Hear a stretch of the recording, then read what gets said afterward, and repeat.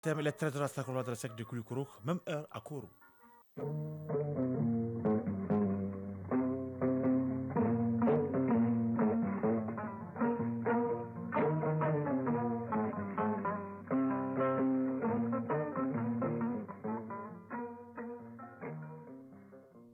Le journal Isaac Tinou. Mesdames, Messieurs, bonjour et bienvenue à la deuxième édition de Malactualité. Voici les grandes lignes de cette édition. C'est parti pour les réformes majeures du PRODEC 2 sur la question enseignante au Mali. Financé à plus d'1,1 milliard de francs CFA, le PRODEC 2 a pour finalité l'amélioration accrue des programmes d'enseignants et d'apprentissage au Mali. Fadema Keta nous fera le point. Mise en place d'un comité de suivi des engagements issus des rencontres de plaidoyer pour l'amélioration de l'accès des femmes aux fonciers agricoles dans le district sanitaire de Sikasso. C'est l'objectif d'une rencontre dans la capitale du Kénédougou. Il s'agit de lutter contre la malnutrition chronique au Mali et favoriser l'accès des femmes à la terre. On parle enfin de sport dans ce journal, une actualité qui s'est développée par Famoulou Djourté et nous parle de la Coupe du monde de football Qatar 2022. Le championnat de Ligue 1, il en sera question. Voilà pour le titre. Bienvenue. C'est parti pour les réformes majeures du PRODEC 2 sur la question enseignante au Mali. Mise en œuvre par l'UNESCO à travers le projet Améliorer l'enseignement dans la région du Sahel. Elles sont financées par l'Union européenne à plus d'1,1 milliard de francs CFA. L'imposant projet a été lancé à Bamako par le ministre de l'Éducation nationale en présence de 2 membres du gouvernement et des autorités scolaires. Le PRODEC 2 a pour finalité l'amélioration accrue des programmes d'enseignement et d'apprentissage, gage d'une éducation de qualité au Mali. Compte rendu, Fadema Keita. C'est conformément aux orientations du PRODEC 2 que sont envisagées ces réformes majeures sur la question enseignante au Mali. Elles seront exécutées à travers le programme de développement des capacités pour l'éducation CAPED et le projet Améliorer l'enseignement dans la région du Sahel. Edmond Moukala, chef de bureau et représentant de l'UNESCO au Mali. Ces réformes s'alignent parfaitement à la vision de l'ODD 4 dans sa cible 4C qui, je cite, d'ici à 2030, accroître considérablement le nombre d'enseignants qualifiés, notamment au moyen de la coopération internationale pour la formation d'enseignants dans les pays en développement et surtout dans les pays les moins avancés et les petits États insulaires en développement. Relever tous les défis est une tâche très difficile, mais pas impossible pour une responsable qui a déjà à son actif plusieurs réformes dont se réjouit le bailleur de fonds de ce projet. Matthews Proroc, chef d'équipe gouvernance, économie, secteurs sociaux, section coopération à l'ambassade de l'Union européenne au Mali. Sans enseignants, il n'y a pas d'école. Sans école, il n'y a pas de société moderne. C'est un métier noble parce qu'il implique la transmission des savoirs et la transmission des valeurs. Mais aussi c'est un métier difficile parce qu'il demande le savoir à maîtriser. Une des solutions consiste à améliorer la gestion et la formation des enseignants. Madame Sidibé Dédé Ousmane, ministre de l'Éducation nationale. Il est important de rappeler ici que ces réformes phares qui permettront à notre pays de trouver des solutions aux défis posés par la vision holistique, ambitieuse et mobilisatrice de l'agenda éducation 2030 cadrent bien avec la vision de nos plus hautes autorités, vision décrite dans le cadre stratégique de la refondation de l'État 2022-2030. En effet, l'axe stratégique numéro 4 de ce document met le focus sur le capital humain, le genre et l'inclusion sociale avec comme objectif essentiel en matière d'éducation l'amélioration du système éducatif et la recherche scientifique, la valorisation de la fonction enseignante. Les réformes majeures du PRODEC 2 sur la question enseignante au Mali, c'est œuvrer ensemble pour une éducation de qualité. Sur un tout autre plan, des agents de la Direction nationale du général se rendront en Espagne ce week-end pour un stage sur l'assistance technique en matière d'irrigation de proximité et les technologies innovantes financées par la coopération espagnole. Avant leur départ, ils ont été reçus par l'ambassadeur du Royaume d'Espagne au Mali pour les dernières formalités et les conseils utiles. Le reportage, Jules Sambou-Sissoko. La coopération entre le Mali et l'Espagne se porte à merveille. Pour preuve, des ingénieurs et techniciens maliens au nombre de 10, dont un personnel féminin, vont se rendre ce samedi 12 novembre en Espagne pour un voyage d'études de 14 jours, entièrement financé par la coopération espagnole. Les bénéficiaires ont reçu ce vendredi leur document de voyage à l'ambassade du Royaume d'Espagne. Cheikh Salah Sako, porte-parole des stagiaires. Le stage va porter sur l'assistance technique en matière d'irrigation parce que nous sommes liés à un facteur de contrainte climatique. Il ne faut pas que l'agriculture soit carrément liée à la pluviométrie. On s'engage à suivre la formation avec assiduité, vigilance, le respect mutuel. Ce voyage pédagogique entre dans le cadre des activités de l'entreprise publique espagnole Traxa, spécialisée dans l'irrigation de proximité et logée à la Direction nationale du génie rural.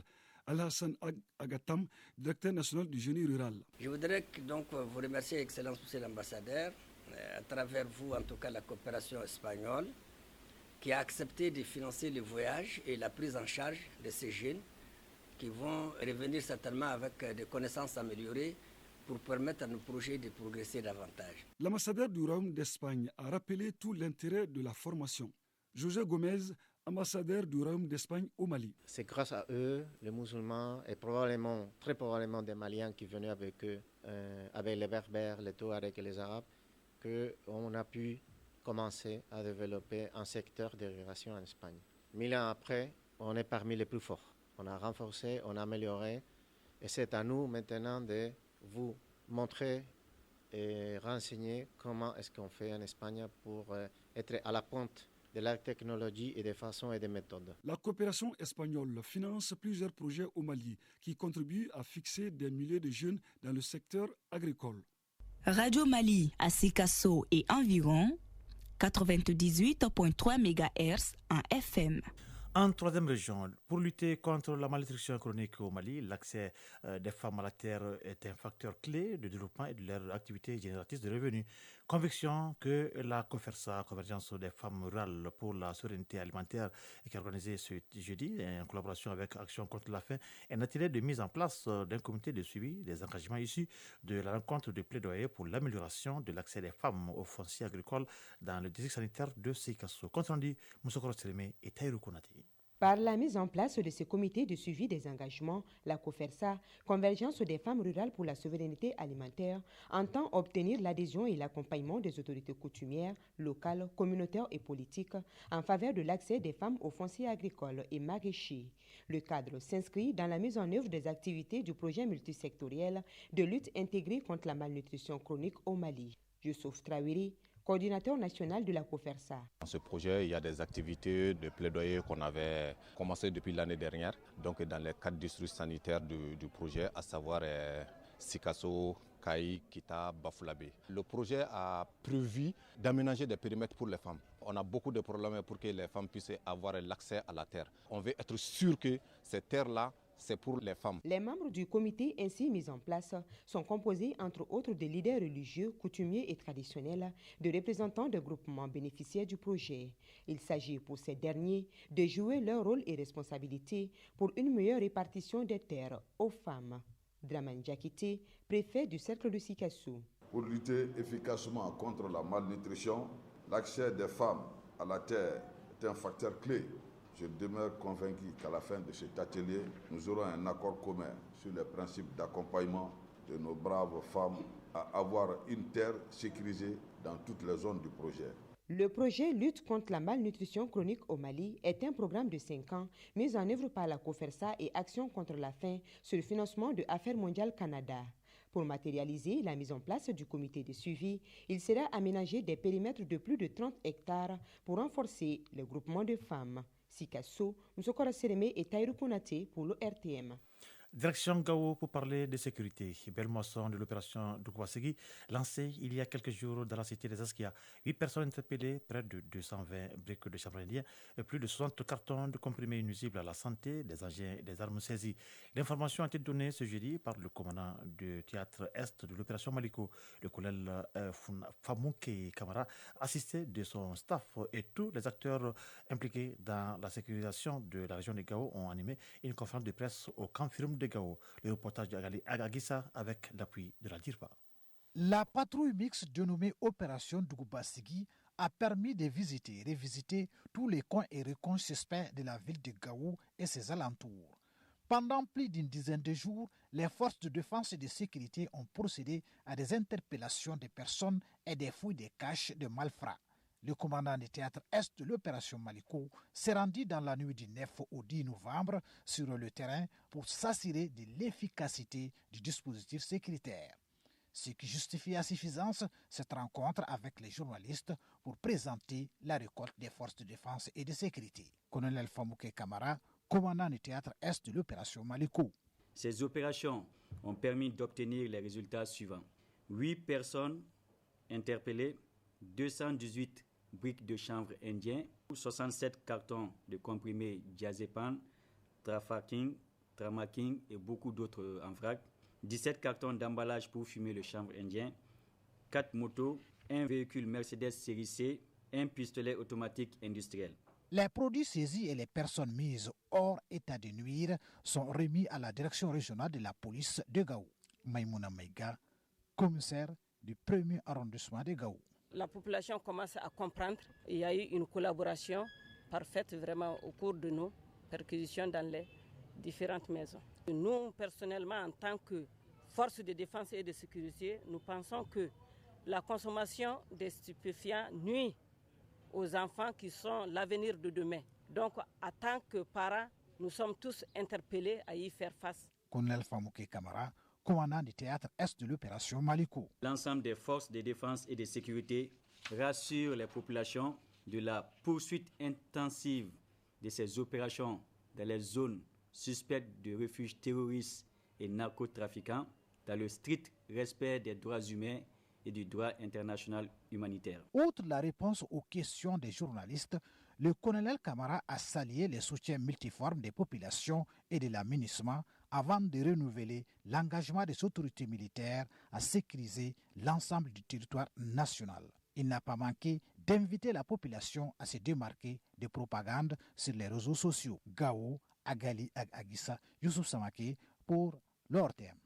Retour à Bamako, le ministre de l'Industrie et du Commerce a présidé hier les travaux de la 4e session ordinaire du comité d'orientation du mécanisme de refinancement des systèmes financiers décentralisés MEREF-SFD. La session vise à évaluer les forces et les faiblesses du MEREF-SFD dans le financement des petites et moyennes entreprises, toute chose qui devra permettre de donner de nouvelles orientations à la structure avec un budget conséquent. Awadit Pakamara. En 3 années d'existence, le mécanisme de refinancement des systèmes financiers décentralisés a injecté plus de 23 milliards de francs CFA pour le refinancement de 16 systèmes financiers décentralisés, et cela grâce à des opérateurs financiers. Malgré la crise économique mondiale liée au Covid-19, le MEREF-SFD a tenu bon. Les administrateurs de l'institution financière se retrouvent autour du ministre de tutelle pour un exercice d'évaluation afin de dégager les perspectives. Madani Koumari, coordinateur du MEREF-SFD. Actuellement, le MEREF a contribué à bancariser des cibles rurales pour un effectif d'à peu près 40 000 personnes. Donc, ces bénéficiaires sont des jeunes, des femmes, des micro-entrepreneurs ruraux et aussi des groupements de personnes démunies, des groupements de personnes déplacées. Cette session est d'ordre budgétaire. Elle devra permettre aux administrateurs de doter la structure d'un statut juridique. Le secteur des petites et moyennes entreprises est pourvoyeur d'emplois. C'est à ce titre que le gouvernement de la transition y accorde une place considérable dans son plan d'action. Au Mali, la microfinance occupe une place de choix. Mahmoud Oud Mohamed, ministre de l'Industrie et du Commerce. Dans les activités du gouvernement. C'est pourquoi elle a été prise en compte dans le plan d'action du gouvernement de la transition au niveau de l'axe stratégique 4, promotion de la bonne gouvernance et adoption d'un pacte de stabilité sociale. En tant qu'outil d'inclusion financière, pouvant contribuer à la réduction de la pauvreté. Le MEREF-SFD accorde aussi un volet important à la formation. La preuve, en 2022, 143 cadres et agents d'une trentaine de SFD, dont 31 femmes, ont vu leurs capacités renforcées. Actualité hors de nos frontières. Au Burkina Faso, le docteur Ousmane Bougouma a été élu à la tête de l'Assemblée législative de transition du Burkina Faso vendredi. L'enseignant de droit à l'université Thomas Sankara a obtenu 65 voix contre 2 pour sa concurrente Bénédicte Bailou, issue donc de la société civile. Il avait déjà siégé au sein de l'institution de mars à septembre 2022, où il a été le président de la commission des affaires générales, institutionnelles et des droits humains. Cette assemblée est chargée de voter les textes des des réformes prévues pendant la transition. Un défi pour le président de cette assemblée. Il appelle d'ailleurs tous les députés donc à cultiver la cohésion et le travail collaboratif afin de réussir leur mandat. Au Tchad, le Tchad échappe donc aux sanctions du Conseil de paix et de sécurité de l'Union africaine lors d'une session extraordinaire hier à Addis Abeba. Les 15 membres devraient trancher sur un rapport accablant contre le pouvoir de transition où le président de la commission de l'organisation, Moussa Faki, demandait de sanctionner les autorités tchadiennes pour sauvegarder un minimum de crédibilité à son organisation et pour être cohérent avec les autres pays africains dans le même cas. Pas de consensus auprès de plus de 2 heures de débat sur la question. Moussa Faki n'a pas été suivi par les États membres du Conseil paix et sécurité de l'Union africaine. Seuls 3 pays ont soutenu la demande de sanctions contre le pouvoir de transition tchadien. L'Afrique du Sud n'a pas pris position. C'est là alors que la grande majorité des pays membres du CPS, 11 sur 15, se sont prononcés. Et puis à RDC, les tirs d'artillerie ont repris hier au nord de Kivu. De violents combats donc ont opposé l'armée congolaise aux rebelles du M23 dans l'est de la République démocratique du Congo sur 2 fronts dans les Rutshuru. Eh bien, les combats ont été signalés sur 2 fronts ce vendredi.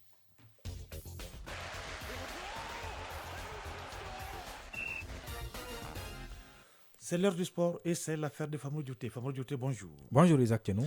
On commence bien sûr par le championnat national, sur le plan national bien sûr. La 3e journée du championnat national a débuté hier et se poursuivra cet après-midi. Oui, 4 matchs sont au programme ce samedi. L'US Bougouni reçoit l'USC Kita.